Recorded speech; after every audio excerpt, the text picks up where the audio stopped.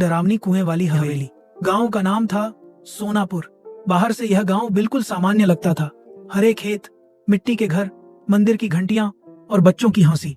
लेकिन सोनापुर के नक्शे में एक जगह ऐसी थी जहां कोई सूरज ढलने के बाद नहीं जाता था। वहां थी पुरानी हवेली और उसके बीच बना अंधा कुआं।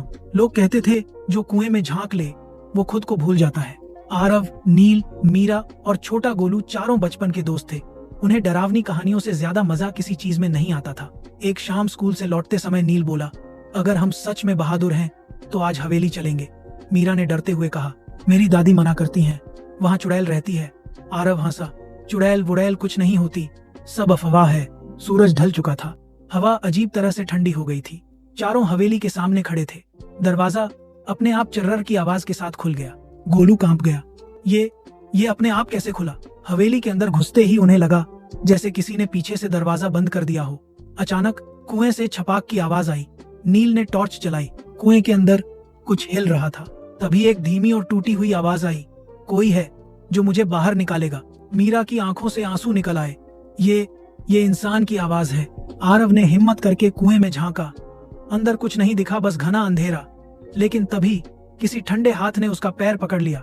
छोड़ो, आरव चिल्लाया। चारों पीछे हटे। कुएं से एक औरत बाहर निकली। सफेद साड़ी, उल्टे पैर, खुले बाल और आंखें बिल्कुल काली। वो मुस्कुराई। इतने साल बाद बच्चे आए हैं। गोलू बेहोश होकर गिर पड़ा।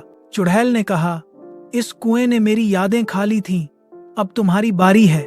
हवेली की दीवारों पर खून जैसे निशान उभर आए।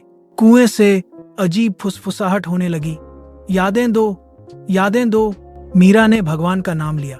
नील ने चुड़ैल की आंखों में देखा और उसने देखा कि चुड़ैल के चेहरे के पीछे एक रोता हुआ इंसानी चेहरा था। आरव समझ गया ये सिर्फ चुड़ैल नहीं है, ये किसी भयानक श्राप की कहानी है। तभी जमीन कांपने लगी। कुआं और गहरा होने लगा। चुड़ैल जोर से चिल्लाई, अगर सच जानना है तो वापस आना पड़ेगा। और अगले ही पल चारों हवेली के बाहर थे। सूरज निकल रहा था, लेकिन आरव के हाथ में कुछ था, एक पुरानी जली हुई चूड़ी, और उस पर लिखा था, पार्ट 2 में सच खुलेगा। Please like and subscribe for next part.